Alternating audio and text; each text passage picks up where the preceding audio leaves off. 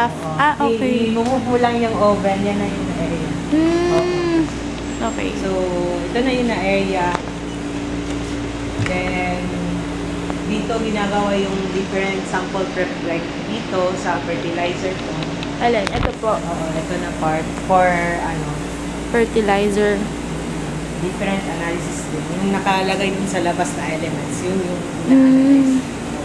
Then dito rin, working area ko to kung mag-a-analyze ako ng plant samples. Dito yung working area, tsaka dito. So may ganitong setup kami para dito na lang ilalagay yung mga panel. Then may washing area din kami dito. Washing area. Oo. Okay. Washing area din yung sa ano din. Yung kagaya din yan, may RO water. Kaya lang actually sira siya ngayon. Then, and bumili na kami ng bagong parang purifier water. So, working area yan. Working area to. Working area din. Then, may oven. Then, Dalawa may yung oven. furnace. Then, may fume hood. Then, may eye wash.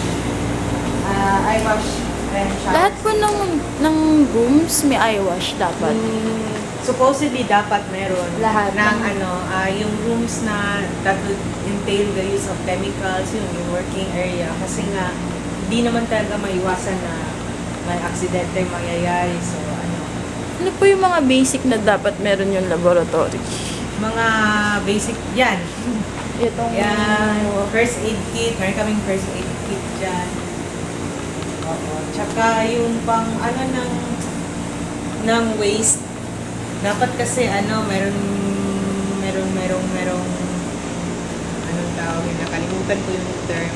Para panglinis ng waste. So, dapat meron kang timba na may, na may sand in case of mga acid spillage. Para yun, Okay. Ano po ito?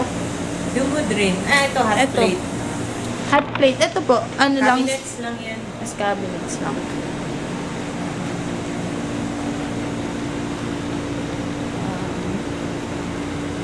Actually nga, itong area medyo malaki nga to. Pero kung magtatayo ka ng laboratory kasi, dapat hindi naman necessarily na malaki. Actually, yung pang labs, parang ganyan ng kalaki na area. Kasi kung mapapatayo ka ng laboratory, you would also consider the parameters kung anong i-analyze mo. Kung hindi naman talaga marami yung gagawin mo, might as well buy an area or design an area na parang maliit lang na pwede mo naman pwede mo i-handle lahat within that area. So, pwede silang magkakasama sa isang lang? Oo, as long as medyo may movement pa, gano'n. Ano po? Actually, itong area, pwede na ito gawing laboratory kasi malaki na ito eh. Pwede na nandito yung balance, then yung yung hot room. Kasi yung ibang laboratory, sineseparate nila yung hot room. When I say hot room, nandun yung mga pang-heating elements like oven, furnace, kasi mainit eh.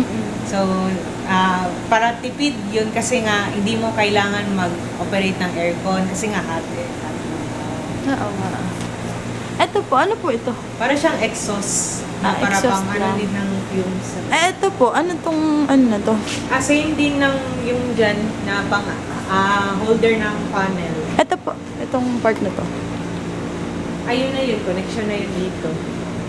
Sa exhaust. Exhaust lang. Fumes. Okay. Yan po yan, wala po yung gamit na mechanical chuchu. Wala naman.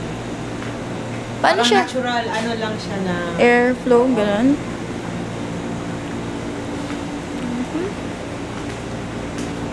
Lulobat na.